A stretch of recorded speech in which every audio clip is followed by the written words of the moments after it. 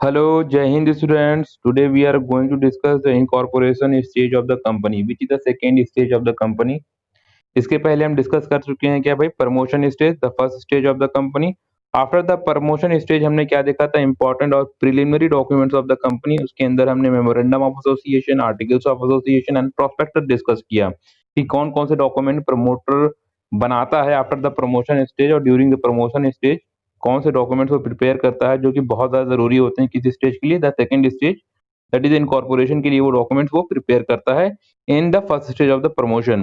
तो हम आज इनकॉर्पोरेशन स्टेज देखने वाले हैं जो कि दूसरी स्टेज है कंपनी के फॉर्मेशन की। तो ये क्या है भाई, इसको पढ़ लेते हैं, देखते हैं क्या है भाई। Incorporation stage of the company is the second stage of the formation of the company and the incorporation stage refer to the registration of the company under the Companies Act 1956। so Companies Act 1956 के अंदर क्या करना, company को register करा लेना, उसका पंजीकरण कराना ही क्या होता है भाई, इनकॉर्पोरेशन कहलाता है। उसका पंजीकरण और रजिस्ट्रेशन ही करवाना क्या होता है, हमारा क्या कहलाता है भाई, इनकॉर्पोरेशन कहलाता है। इसके अंदर हमें क्या मिलता है, एक इनकॉर्पोरेशन और रजिस्ट्रेशन सर्टिफिकेट इशू कर देता है कौन, registrar of the company, ROC। तो इसके स्टेप्स क्या है भाई, the main steps under the incorporation stage are, कौन कौन से स्टेप फॉलो होते हैं while incorporating a company. Company को इनकॉर्पोरेशन रजिस्ट्रेशन करवाने गए तो क्या स्टेप फॉलो होते हैं। तो पहला काम जो करना होता है वो क्या है, filing of the necessary documents. जो जरूरी डॉक्यूमेंट्स है उन सबको फाइल अप करके और हमें क्या करना पड़ता है, सबमिट करना पड़ता है with the registrar of the company. इसमें कौन कौन से डॉक्यूमेंट्स होते हैं जो इंपॉर्टेंट डॉक्यूमेंट्स होते हैं भी, the ones the registrar approve the name the following document have submitted with the registrar. एक बार रजिस्ट्रार क्या करता है, आपका नाम अप्रूव कर देता है, कंपनी का सेटिस्फाई हो जाता है आपके नाम जो रजिस्टर्ड नेम्स होती हैं कंपनी के। वो दूसरा काम क्या करता है, फिर उसके बाद आपसे क्या करता है भाई, डॉक्यूमेंट्स मांगता है कि आपको डॉक्यूमेंट सबमिट करने होते हैं रजिस्ट्रार को, रजिस्ट्रार ऑफ द कंपनी से। कौन कौन से वो डॉक्यूमेंट्स है, पहला होता है मेमोरेंडम ऑफ एसोसिएशन, फिर आर्टिकल ऑफ एसोसिएशन आपको सबमिट करना है, इसके बारे में हम डिटेल डिस्कशन कर चुके हैं। फिर उसके बाद आपको स्टेटमेंट देनी पड़ती है ऑथराइज कैपिटल की। ऑथराइज कैपिटल क्या है भाई, ये ऑथराइज कैपिटल है कि ये बताती है कि भाई कितनी कैपिटल आप क्या कर सकते हो, रेज कर सकते हो during your life of a company. जो आपकी कंपनी की लाइफ है उसके दौरान आप कितनी कैपिटल रेज कर सकते हो, वो पावर जो होती है ऑथराइज कैपिटल कहलाती है। एक स्टेटमेंट हमें इशू करना होता है इसके लिए। The next document which I have to submit, the fourth document is what, the list of director with their names, address and occupation and age। कहते हैं कि हमें क्या है, जितने भी डायरेक्टर्स हैं उन सब की लिस्ट बनानी है, उनका नाम, उनका एड्रेस, उनकी एज क्या है, उनका ऑक्यूपेशन क्या है, वो सारी चीज हमें क्या करनी पड़ती है, सबमिट करनी पड़ती है डायरेक्टर्स के बारे में। Written consent of the director to act as a directors, क्या करना पड़ता है, उनका कंसेंट लिख के क्या हमें जमा करना पड़ता है डायरेक्टर्स का, कि वो क्या है, वो अपने कंसेंट से डायरेक्टर हैं और वो क्या है, उसे परफॉर्म करने के लिए, डायरेक्टर्स की ड्यूटी परफॉर्म करने के लिए तैयार हैं। ये एक स्टेटमेंट रिटन कंसेंट उनसे लिखवा करके हमें जमा करना पड़ता है किसके पास, रजिस्ट्रार ऑफ द कंपनी के पास। ऐसा ना हो कि बेमन से भाई जबरदस्ती हम किसी को डायरेक्टर नहीं बना रहे हैं, कोई फॉर्जरी नहीं हो सकती है। तो इसीलिए उनकी कंसल्ट क्या होती है, डायरेक्टर्स की मांग ली जाती है लिखित तौर पे। The fifth document is what, the written the sixth document is what, the sixth document, the name notice of the address of the registered office of the company। Notice of the address of the registered office, जो भी registered office है आपकी company की, उसकी आपको क्या करनी पड़ती है, प्रॉपर नोटिस सबमिट करनी पड़ती है किसके पास, रजिस्ट्रार ऑफ द कंपनी के पास। All the statutory declaration stating that all the formation of the related to the formation of the company are duly completed। और एक स्टैट्यूटरी डिक्लेरेशन देनी पड़ती है, एक डॉक्यूमेंट सबमिट करना पड़ता है जिसके अंदर ये बात क्या हो, बताई जाए कि हमने सारी फॉर्मेलिटी जो थी वो कंप्लीट कर ली हैं, और वो स्टेटमेंट को हम क्या करते हैं, रजिस्ट्रार के पास सबमिट कर दें। The second step of the incorporation stage is what, the form payment of the fees along with the filing of the above documents।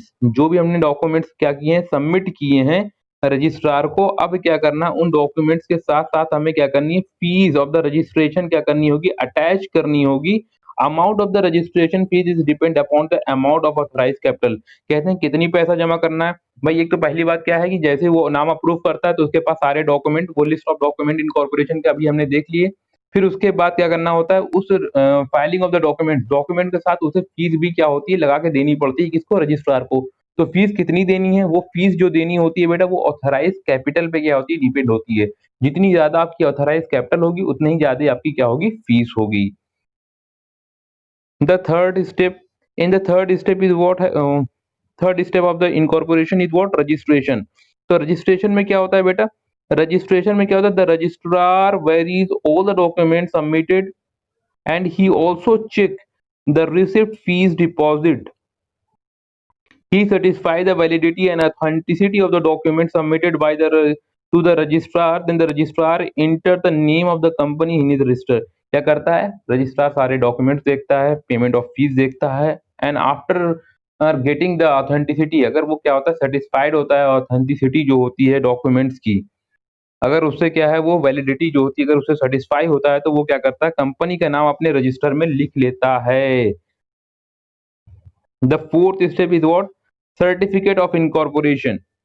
इसमें क्या होता है भाई, इस स्टेप में क्या होता है इनकॉर्पोरेशन के, after entering the name of the company in the register, the registrar issue a certificate of incorporation from the date of onward of the company is considered as a separate legal entity।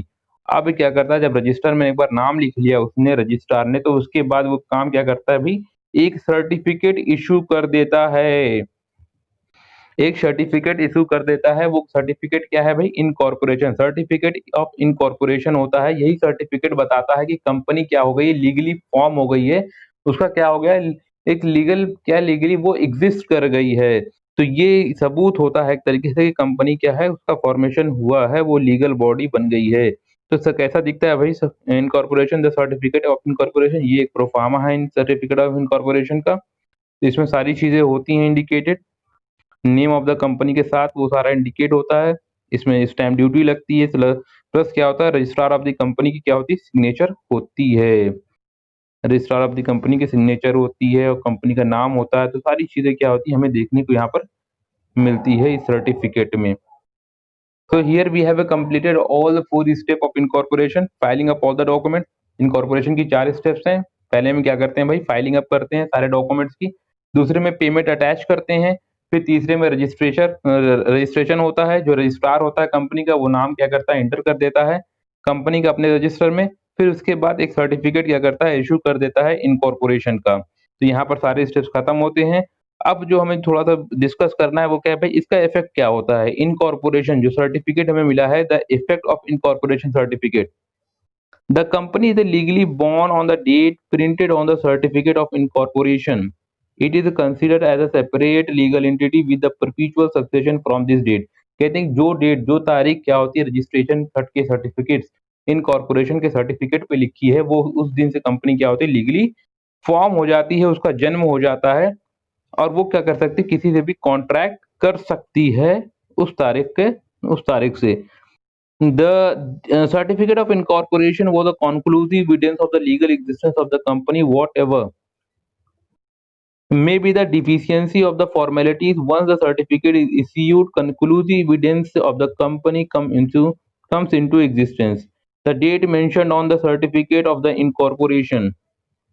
तो भी जो भी तारीख लिख गई वही तारीख क्या होती है, उसकी इनकॉर्पोरेशन की होती है।